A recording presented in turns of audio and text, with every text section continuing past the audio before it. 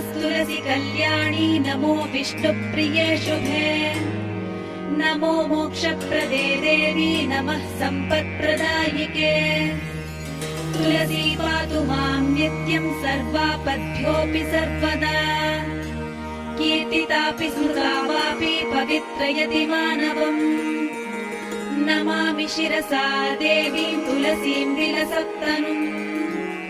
यां दृष्ट्वा पापिनो मर्त्यामुच्यन्ते सर्वकिल्बिषात् तुलस्या रक्षितं सर्वं जगदेतच्चराचरम्